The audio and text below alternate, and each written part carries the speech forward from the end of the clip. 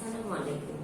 Shimul memorial nursery school and college কর্তৃক আয়োজিত online ক্লাসে নবম শ্রেণীর সকল শিক্ষার্থীকে জানাচ্ছি স্বাগত।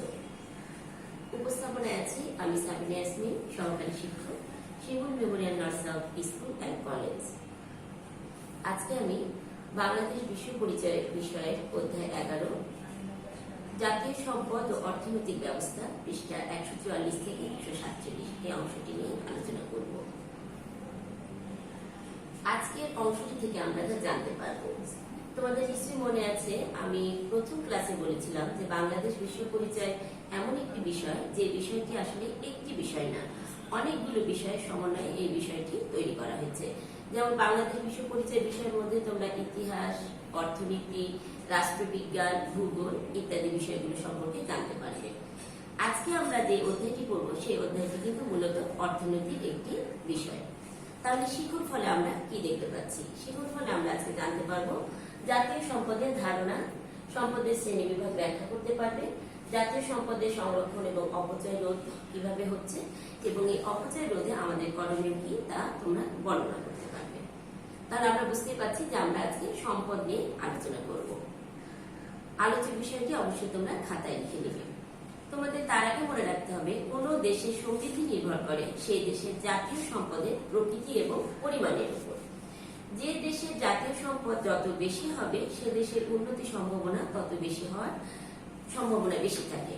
তাই অর্থনীতির অবস্থা বা অর্থনৈতিক যে কি গতিতে রয়েছে সেই দেশটি সেটি জানতে হলে অবশ্যই আমাদেরকে সে দেশের সম্পদ সম্পর্কে জানতে হবে এবং সম্পদ সম্পর্কে যখন আমরা জানতে পারবো তখনই আমরা বুঝতে পারবো সে দেশের অর্থনৈতিক অবস্থার অগ্রগতি বা কোন গতিতে সে দেশটি বিদ্যমান।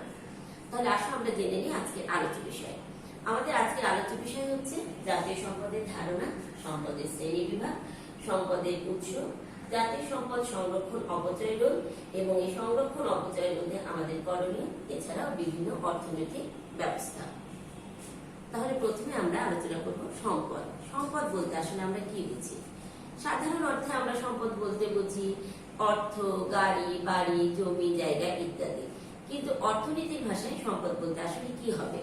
অর্থনীতির ভাষায় সম্পদ বলতে তাই হবে যে বস্তু বা দ্রব্যকে সম্পদ বলা হবে সে বস্তুর অবশ্যই উপযোগ, অপ্রাচুর্য, বাহ্যিকতা এবং হস্তান্তর যোগ্যতা থাকতে হবে।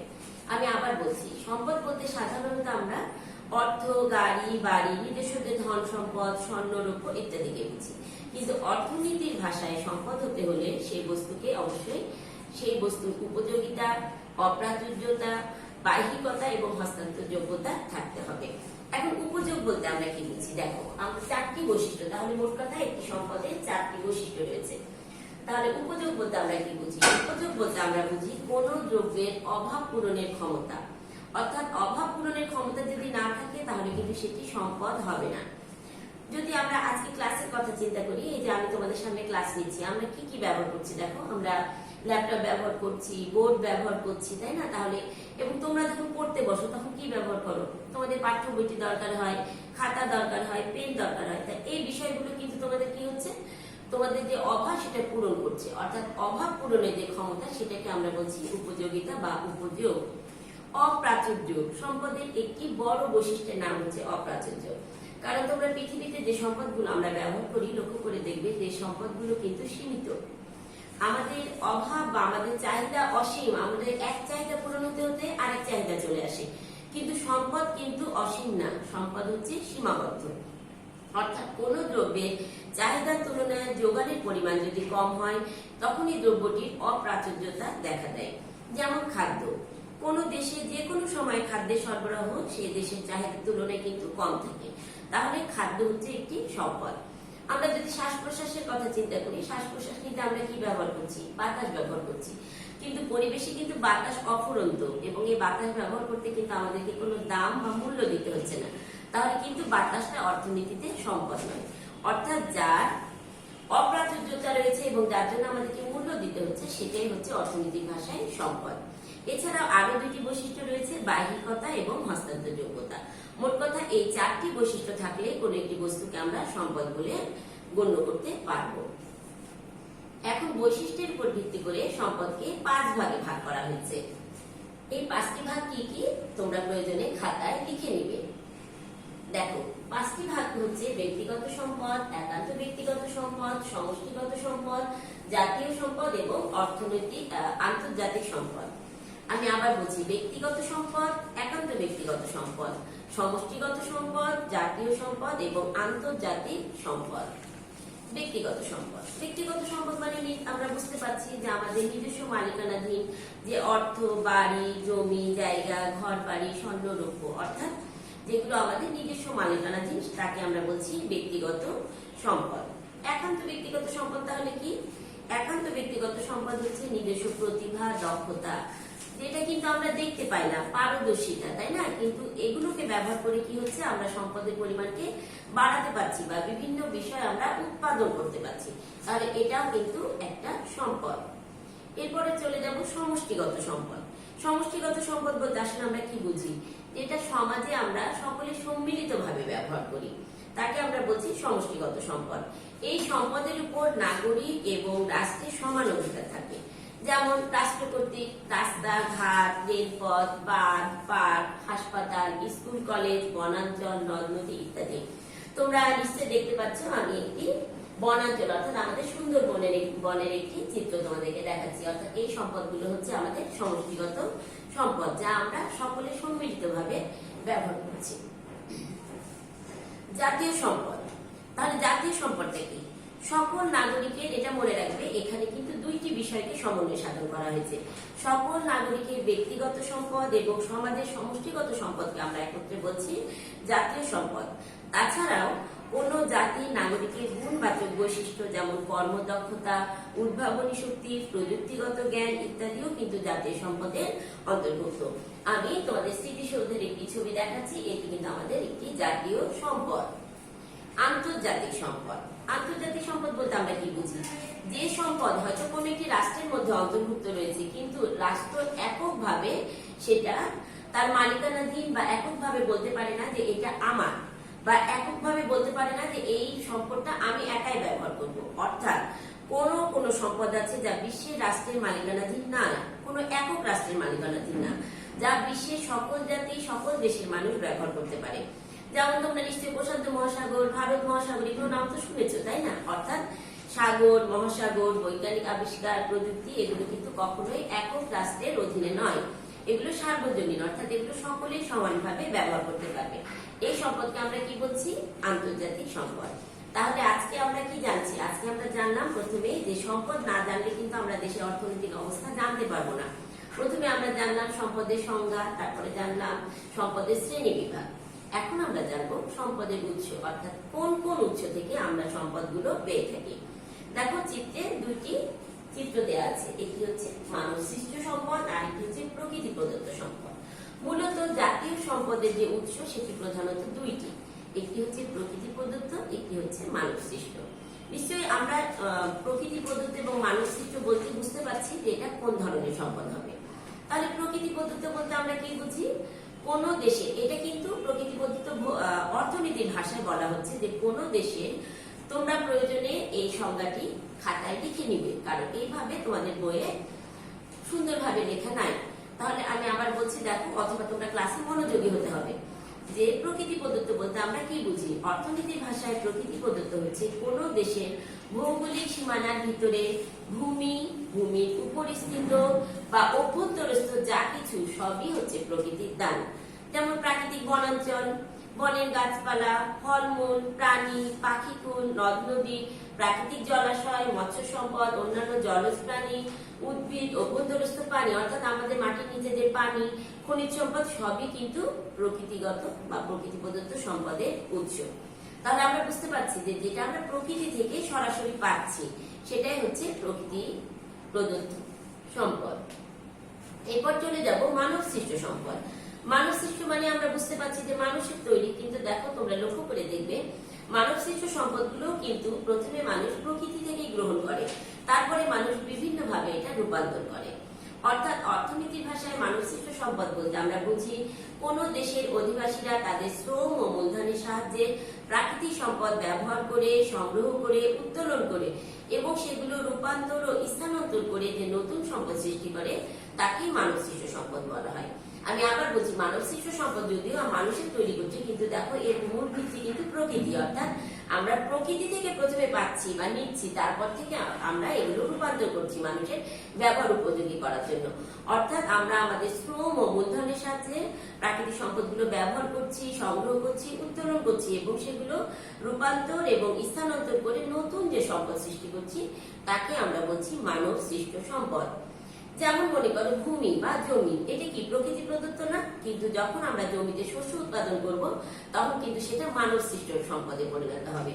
জলাশয়তে মাছ আছে, কিন্তু এই মাছকে আরো বৃদ্ধি করার জন্য বা আরো মাছ চাষ আমাদের প্রয়োজন অনুযায়ী পাওয়ার জন্য যখন আমরা সেটা চাষ করব তখন সেটা মানব সৃষ্ট হয়ে যাবে। খনিজ সম্পদগুলো যখন আমরা উত্তোলন করে ব্যবহার উপযোগী করব তখন সেটা মানব সৃষ্ট সম্পদ হবে। অর্থাৎ আমরা কিন্তু ওই প্রকৃতির উপরে নির্ভর করে বিভিন্ন সম্পদগুলো তৈরি করে নিচ্ছি আমাদের প্রয়োজনে। এছাড়াও দেখো, ব্যক্তি নিজ উদ্যোগে বা সরকারের অর্থ ও পরিচালনায় রাস্তাঘাট, কলকারখানা, যন্ত্রপাতি, যানবাহন, বাঁধ, সেতু এবং নানা রকম যে স্থাপনাগুলো নির্মাণ করে এবং নানা রকম শিল্প দ্রব্যগুলো উৎপাদন করে তা সবই হচ্ছে মানব সৃষ্ট সম্পদ। তাহলে নিশ্চয়ই আমরা এখন পার্থক্য করতে পারবো যে প্রকৃতি প্রদত্ত সম্পদ কোনটি আর মানব সৃষ্ট সম্পদ কোনটি। যদি তোমাদের সৃজনশীল এরকম প্রশ্ন থাকে, একটি চিত্র দেয়া থাকে, তাহলে নিশ্চয়ই তোমরা বুঝতে পারবে যে কোনটি প্রকৃতি প্রদত্ত এবং কোনটি মানব সৃষ্ট সম্পদ। আমি আবার বলছি, প্রকৃতি প্রদত্ত সম্পদকে কিন্তু আমরা রূপান্তর এবং স্থানান্তর করে মানব সৃষ্ট সম্পদে পরিণত করি। এখন জাতীয় সম্পদ সংরক্ষণ ও অপচয় রোধ। তোমাদেরকে মনে রাখতে হবে যে সম্পদ সীমিত, এই সম্পদ কিন্তু বাড়ছে না, মানুষ বাড়ছে, মানুষের প্রয়োজন বাড়ছে, কিন্তু সম্পদ সীমিত। এই সম্পদকে আমাদেরকে বিভিন্ন ভাবে ব্যবহার করতে হচ্ছে। কাজে আমাদেরকে কি করতে হবে? এই সম্পদের সংরক্ষণ এবং অপচয় রোধ করতে হবে। সংরক্ষণ বলতে আমরা কি বুঝি? সংরক্ষণের অর্থ হচ্ছে রক্ষণাবেক্ষণ বা তত্ত্বাবধান করা। আমরা জানি একটি দেশের সকল নাগরিকের ব্যক্তিগত সম্পদ এবং সমষ্টিগত সম্পদ একত্রে জাতীয় সম্পদ। তাই জাতীয় সম্পদ সংরক্ষণ বলতে ব্যক্তিগত সম্পদ এবং সমষ্টিগত সম্পদ উভয়কেই আমরা সংরক্ষণ বলছি। এরপরে আমি চলে যাব ব্যক্তিগত সম্পদ এবং সমষ্টিগত সম্পদ সংরক্ষণ করতে হলে আমাদেরকে কি করতে হবে। দেখো তোমরা, আমি দুইটি চিত্র তোমাদেরকে দেখেছি, নিশ্চয়ই বুঝতে পারছো। এই গাড়িটি হচ্ছে ব্যক্তিগত সম্পদ আর এই যে ট্রেন বা বিমান আমরা দেখতে পাচ্ছি এটি হচ্ছে সমষ্টিগত সম্পদ। অর্থাৎ ব্যক্তিগত সম্পদ কিভাবে আমাদেরকে সংরক্ষণ করতে হবে এবং সমষ্টিগত সম্পদ আমাদেরকে কিভাবে সংরক্ষণ করতে হবে। কোনো বস্তু, দ্রব্য, প্রতিষ্ঠান, সম্পত্তি বিশেষ করে যে যত্ন সহকারে ব্যক্তি নিজে সংরক্ষণ করে বা তত্ত্বাবধান করে তখন তাকে আমরা বলছি ব্যক্তিগত সম্পদ সংরক্ষণ। যেহেতু ব্যক্তির এটি নিজস্ব, সেহেতু ব্যক্তি নিজের স্বার্থে এটি করে থাকে। শুধু তাই নয়, ব্যক্তিগত সম্পদ উন্নয়ন এবং বৃদ্ধি করতে ব্যক্তি কি হয় তৎপর থাকে এবং প্রত্যেকেই নিজস্ব সম্পদের অপচয় রোধ করতে তত্ত্বাবধান করে থাকে। এই যে আমি ব্যক্তিগত সম্পদের কথা বললাম। এখন সমষ্টিগত সম্পদ। সমষ্টিগত সম্পদ মানে আমরা নিজেরাই বুঝতে পারছি যে রাষ্ট্র এবং জনগণ সম্মিলিতভাবে যে সম্পদগুলো ব্যবহার করে থাকে, এটা কিন্তু সমভাবে রাষ্ট্র এবং জনগণেরই কিন্তু সম্পদ। কাজে যে সম্পদগুলো দেখো, যেমন আমরা রাস্তাঘাট ব্যবহার করছি, নদ নদী ব্যবহার করছি, রাষ্ট্রীয় মালিকানাধীন বিভিন্ন ভবন ব্যবহার করছি, যানবাহন ব্যবহার করছি, স্কুল কলেজ ব্যবহার করছি। এছাড়াও আমাদের যে যানবাহন রয়েছে, গাড়ি, তারপরে যে রেল, এই যে ট্রেন, তারপরে বিমান, এগুলো ব্যবহার করছি, এগুলো কিন্তু সবই সমষ্টিগত সম্পদ। তাহলে সমষ্টিগত সম্পদ ব্যবহারে জনগণকে বা নাগরিকদের কি হতে হবে? যত্নবান হতে হবে। মোট কথা, ব্যক্তিগত সম্পদে শুধু যত্নবান হলে আমাদের চলবে না। একটি দেশের অর্থনৈতিক উন্নতির জন্য আমাদের যে সম্পদ রয়েছে, অর্থাৎ ব্যক্তিগত সম্পদ এবং সমষ্টিগত সম্পদ, উভয় সম্পদকে আমাদেরকে সংরক্ষণের ব্যবস্থা করতে হবে। এবং এই সংরক্ষণ এবং অপচয় রোধে আমাদের কি কি করণীয়, এটি তোমাদের জন্য খুবই ইম্পর্টেন্ট একটি তথ্য। এই বিষয়গুলো কিন্তু শুধু আমাদের পাঠ্য বইয়ের জন্য না, আমাদের বাস্তব জীবনে মেনে চলার জন্য খুবই উপযোগী। এবং যেহেতু আমরা বাংলাদেশের নাগরিক এবং প্রত্যেক নাগরিককে এই বিষয়গুলোর প্রতি যত্নবান হতে হবে এবং এই বিষয়গুলো মেনে চলতে হবে। তাহলে জাতীয় সম্পদ সংরক্ষণ এবং অপচয় রোধে আমাদের করণীয় কি? জাতীয় প্রথম যে পয়েন্টটা সেটা হচ্ছে জাতীয় সম্পদ সংরক্ষণের জন্য রাষ্ট্রীয় যে সকল ব্যবস্থা আছে সেগুলো যাতে কোনোভাবে ব্যাহত না হয় সেদিকে লক্ষ্য রাখা। তোমরা মনে করো যে অনেক বড় বড় আমাদের সরকারি স্থাপনাগুলো রয়েছে, ভবনগুলো রয়েছে, এগুলো কি হচ্ছে, এগুলো মেনটেন করার জন্য বা এগুলো যাতে অরক্ষিত না থাকে সেজন্য আমরা কি করছি, নিরাপত্তা রক্ষী থাকছে, বিভিন্ন বাহিনী কাজ করছে। তারপরে কোনো কারণে যদি এগুলো অরক্ষিত হয়ে যায় তাহলে জনগণকে কি করতে হবে, নাগরিক হিসেবে কি করতে হবে, আমাদেরকে যথাযথ কর্তৃপক্ষকে এগুলো জানাতে হবে, যাতে আমাদের এই যে রাষ্ট্রীয় সম্পদগুলো ক্ষতির সম্মুখীন না হয়। এটা তাহলে বড় আমাদের একটি করণীয়। তারপরে কেউ যদি বা কেউ যেন এসব সম্পদের ক্ষতি না করে সেজন্য কি করতে হবে, সচেতন থাকতে হবে। উদাহরণস্বরূপ আমি তোমাদেরকে একটু আগে একটা বনাঞ্চল অর্থাৎ সুন্দরবনের ছবি দেখিয়েছি, তাই না? তাহলে দেখা যাচ্ছে যে এই সংরক্ষিত বনাঞ্চল থেকে অনেকে অবৈধভাবে গাছ কেটে নিচ্ছে, পশু পাখি শিকার করছে। তাহলে এগুলোতে আমাদেরকে কি করতে হবে, তাদেরকে বাধা দিতে হবে বা যথাযথ কর্তৃপক্ষকে জানাতে হবে, যাতে আমরা এই সম্পদগুলো সম্পদগুলো যাতে আমাদের অপচয় বা সম্পদগুলো যাতে আমরা সংরক্ষণ করতে পারি। জাতীয় এরপরে কি দেখো, জাতীয় সম্পদের উন্নয়ন এবং বৃদ্ধি সাধনে আমাদের সকলকে সচেতন থাকতে হবে, নিজ নিজ কর্তব্য পালন করতে হবে। নিজ নিজ কর্তব্য বলতে আমরা কি বুঝি, নাগরিক হিসেবে আমাদের নিজস্ব যে কর্তব্যগুলো বা স্ব অবস্থান থেকে আমাদের যে কর্তব্যগুলো রয়েছে সেগুলো পালন করতে হবে। আজকে তোমরা ছাত্রছাত্রী, আগামীতে তোমরা প্রাপ্তবয়স্ক একজন নাগরিক হবে। তাহলে এখন থেকে আমাদের যে দায়িত্ব এবং কর্তব্যগুলো রয়েছে সেগুলো আমরা স্ব অবস্থান থেকে পালন করে যাব। জাতীয় সম্পদের অপচয় বা অপব্যবহার এবং অপচয় রোধে আমাদের সচেতন থাকতে হবে। যেমন আমরা কি দেখো, গ্যাস, বিদ্যুৎ, পানি এগুলো ব্যবহার করছি, তাহলে এগুলো আমরা যেন অপ্রয়োজনে খরচ না করি এবং এগুলো ব্যবহারে যেন আমরা মিতব্যয়ী হয় সেদিকে আমাদের সচেষ্ট থাকতে হবে। তাহলে আজকে কিন্তু আমি অনেকগুলো তোমাদেরকে পদক্ষেপের কথা বললাম। জাতীয় সম্পদের সংরক্ষণ এবং অপচয় রোধে আজকে কিন্তু আমি অনেকগুলো পদক্ষেপের কথা তোমাদেরকে বললাম, এগুলো তোমাদেরকে মনে রাখতে হবে। শুধু আজকের জন্য না, আমরা নাগরিক হিসেবে যতদিন বেঁচে থাকবো এই কর্তব্য এবং দায়িত্বগুলো আমাদেরকে পালন করতে হবে, না হলে কিন্তু আমাদের দেশে যে অর্থনৈতিক সম্পদগুলো রয়েছে তা কি হবে, ক্রমে নিম্ন দিকে চলে যাবে, অর্থাৎ উন্নতির দিকে আমরা এগিয়ে যেতে পারবো না। বিভিন্ন অর্থনৈতিক ব্যবস্থা, এখন আমরা জানবো যে আমাদের বিশ্বে কিভাবে অর্থনৈতিক ব্যবস্থাগুলো কার্যকর হচ্ছে। মানুষের প্রয়োজন কিন্তু বহুবিধ। আমি বারবার বলছি যে আমাদের অভাব অসীম। দেখো, তোমরা লক্ষ্য করো, আজকে তোমার বাবা তোমাকে খাতা কিনে দিল, কালকে মনে হবে যে আমার তো পেনটা নাই, বা এরপরে মনে হবে যে আমার তো পোশাকটা নাই। এই যে মানুষের অভাব বা চাহিদা কিন্তু অসীম। তো এই জন্যই বলা হচ্ছে মানুষের প্রয়োজন বহুবিধ, কিন্তু অভাব পূরণের জন্য মানুষ কি করছে, সর্বদা সচেষ্ট থাকছে, এবং এই অভাব পূরণের জন্য আমরা কি করছি, উৎপাদন করছি। উৎপাদন হলো কোন দ্রব্য বা সম্পদের এক অবস্থা থেকে অন্য অবস্থায় রূপান্তর। আমি আবার বলছি, অর্থনীতিতে উৎপাদন একটি আরেকটি গুরুত্বপূর্ণ বিষয়। আমরা এতক্ষণ সম্পদ সম্পর্কে জানলাম, এখন আমরা জানবো অর্থনৈতিক ব্যবস্থায় যে উৎপাদন কেন আমরা করি। কারণ আমাদের প্রচুর অভাব রয়েছে এবং আমাদের দেখো প্রকৃতি প্রদত্ত সম্পদ রয়েছে, কিন্তু এগুলো দিয়ে কি আমরা চলতে পারছি, এগুলোকে ব্যবহার করে বিভিন্ন সম্পদ আমাদেরকে তৈরি করে আমাদের অভাবগুলো পূরণ করতে হচ্ছে। তাহলে এই অভাব পূরণের জন্য আমরা কি করছি, বিভিন্ন বিষয়ে আমরা বিভিন্ন দ্রব্য উৎপাদন করছি।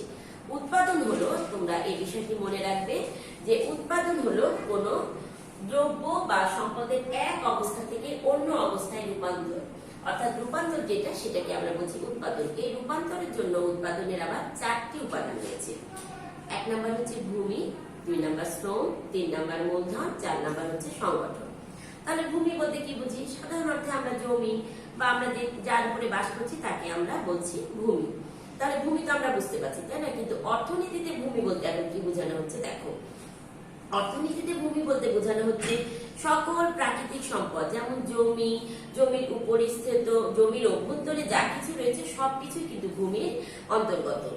উৎপাদনের ক্ষেত্রে ভূমি ব্যবহারের জন্য ভূমি মালিককে কি করতে হয়, সরকারকে বা রাষ্ট্রকে খাজনা দিতে হয়। এরপরে শ্রম। শ্রম বলতে আমরা আসলে কি বুঝি, শ্রম বলতে উৎপাদন কাজে ব্যবহারযোগ্য শারীরিক এবং মানসিক কর্ম দক্ষতাকে আমরা শ্রম বলি। দেখো, 2 নাম্বার পয়েন্টটি হচ্ছে শ্রম। তাহলে শ্রম বলতে আমরা যে কর্ম দক্ষতাটা ব্যবহার করি উৎপাদন কাজে, শারীরিক ভাবে হতে পারে, এটা মানসিক ভাবে হতে পারে, সেটাকে আমরা বলছি শ্রম। এবং যারা শ্রম দেয় অর্থাৎ শ্রমিকদেরকে আমরা কি করি, মজুরি দিয়ে থাকি, তাই না? এরপরে চলে যাব মূলধন। মূলধন হচ্ছে এমন একটি সম্পদ যা সরাসরি কিন্তু আমরা ভোগ করতে পারি না, সেই সম্পদকে কাজে লাগিয়ে আমরা উৎপাদনকে অধিকতর উৎপাদনের ব্যবস্থা করি। যেমন যন্ত্রপাতি, কলকারখানা, উৎপাদন কাজে ব্যবহৃত ভবন হতে পারে, যন্ত্রাংশ হতে পারে, তারপরে অর্থ হতে পারে, স্বর্ণরৌপ্য হতে পারে, মোট কথা যাকে কাজে লাগিয়ে বা যাকে বিনিয়োগ করে আমরা কোনো কিছু উৎপাদন করছি সেটাকে বলা হচ্ছে মূলধন। সংগঠন, উৎপাদন কাজে সংগঠনের বৈশিষ্ট্যটি খুব গুরুত্বপূর্ণ। সংগঠন হচ্ছে আমরা যে তিনটি বৈশিষ্ট্যের কথা বললাম, অর্থাৎ উৎপাদনে যে তিনটি বৈশিষ্ট্য যেমন ভূমি, শ্রম, মূলধন, এই তিনটি বৈশিষ্ট্যকে একত্রে সমন্বয় সাধন করার নামই হচ্ছে সংগঠন। যিনি সংগঠন করে তাকে আমরা সাধারণত উদ্যোক্তা বলে থাকি। উৎপাদনের ক্ষেত্রে যে ঝুঁকি রয়েছে, অর্থাৎ কোনো সময় আমার লাভ হতে পারে বা কোনো সময় আমার লস হতে পারে, এই জিনিসটা কিন্তু সেই সংগঠক যিনি তাকেই কিন্তু গ্রহণ করতে হবে। যেহেতু এই সংগঠনটি যে দায়িত্ব পালন করছে তাকে আমরা বলছি সংগঠন। তাহলে উৎপাদনে চারটি পর্যায় বা চারটি উপাদান আবশ্যক, সেটি হচ্ছে ভূমি, শ্রম, মূলধন এবং সংগঠন। তাহলে আমরা বুঝতে পারলাম যে অর্থনীতিতে উৎপাদনটি একটি গুরুত্বপূর্ণ বিষয়। মানুষ তার অভাব পূরণের জন্য বিভিন্ন অর্থনৈতিক কার্যাবলীগুলো সম্পাদন করে থাকে। এর বিভিন্ন পর্যায় রয়েছে, যেমন অভাব, তারপরে প্রচেষ্টা, তারপরে হচ্ছে উৎপাদন, তারপরে হচ্ছে বন্টন, তারপরে হচ্ছে ভোগ। এখন আমরা চলে যাব অর্থনৈতিক ব্যবস্থা।